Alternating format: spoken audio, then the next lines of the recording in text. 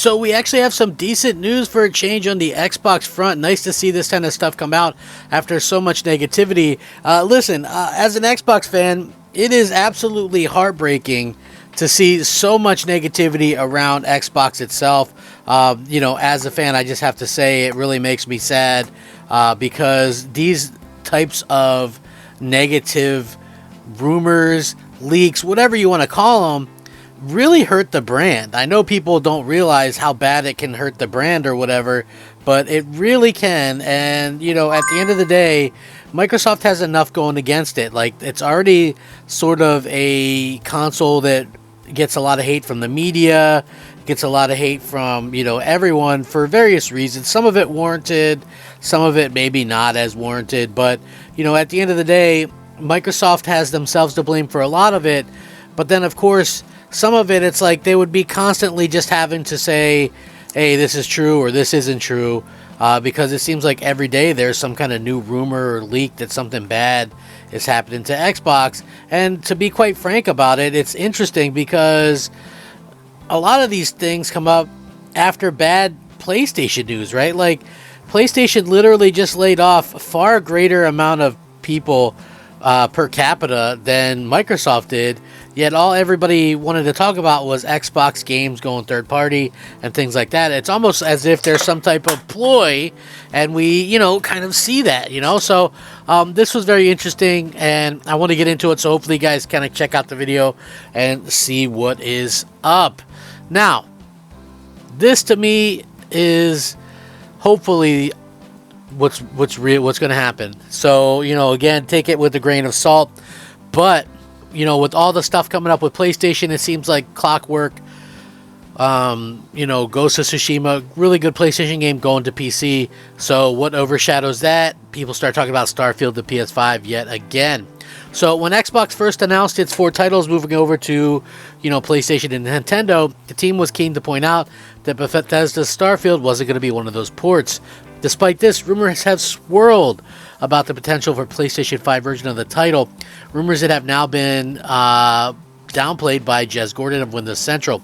The journalist took to Twitter, or now known as X, to tell his followers that great sourcing has informed him that nobody is working on Starfield for PlayStation right now. Gordon went on to say that things could change down the line, but the move is not in Xbox's current plans. He said, since some people are asking me about the latest round of Starfield rumors, I'll say definitively I have great sourcing that nobody's working on Starfield for PlayStation right now. Nobody knows what the longer term future holds, but don't expect it anytime soon.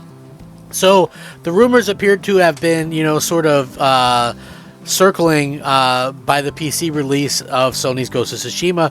Funnily enough, a Twitter user correctly posted about the PS5 exclusives move to PC last month, not long after making the claim about Starfield. This is what he said. He says the announcements won't stop. Starfield will be announced for PlayStation 5 with the release between November and December 2024. The 2025 plan is even bigger, featuring well-established franchises in the Xbox universe.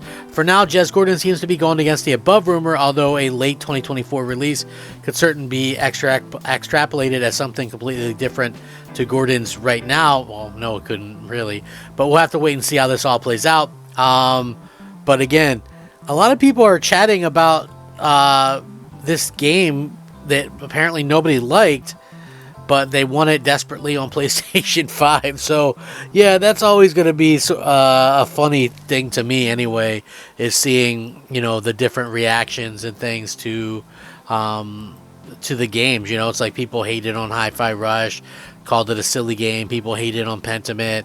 People hated on Sea of Thieves. And now it's like we live in this world where people actively are asking and outright begging for these games on the platform. So yeah, very strange situation. Again, Microsoft knows, I guess, deep down what their plan is, but for me personally, I hope that plan would not come to. Could you imagine the amount of hate like, you know, Phil Spencer flat out on there. Like, not everybody reads the Verge article where he's like, never say never. You know, so everybody has that Phil Spencer thing where they saw him flat out deny Indiana Jones and Starfield going to PlayStation. And could you imagine just the amount of vitriol that would happen, the amount of just people being pissed that would happen if, you know, that game ended up going to PlayStation, you know. And I'm not talking about like near future. I think, you know, we have to be in one of these situations where, you know, I'm not talking 10 years from now. I'm talking about if this shit happens in the next, you know, year or two. That's just like, that would completely destroy Xbox. Like, there would be no saving Xbox after that point. You know, at the end of the day, realistically, the lies have more than caught up to what's going on in Xbox world. So that to me is always interesting when you see things, because I never look at things as sort of an absolute. But what I do see is, you know, fans in general, they don't want these games everywhere, you know. Like, I get it. There's like this big contingent of people that think, you know, games on everything is super great and everything's awesome or whatever, you know. Like, I've never looked at things like that because, you know, at the end of the day, you need platform exclusives to push your platform. And so that's realistically, you know, what you need, you know.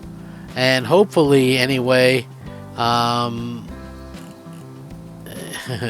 you know, we see a situation where Microsoft understands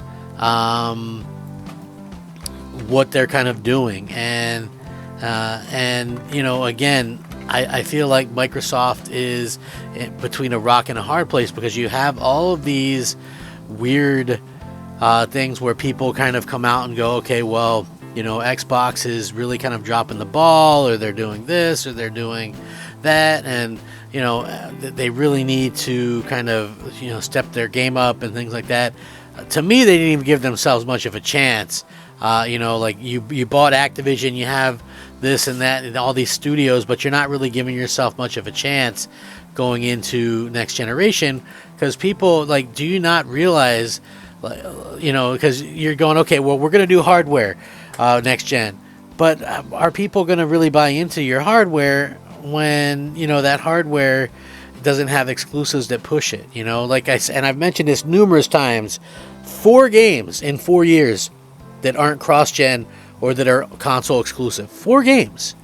That is not a lot, you know? And you might, yeah, up that to 7 or 8 if you count the cross-gen stuff, but literally 85% of their output is multi-platform games. That doesn't really sell your hardware. I'm sorry.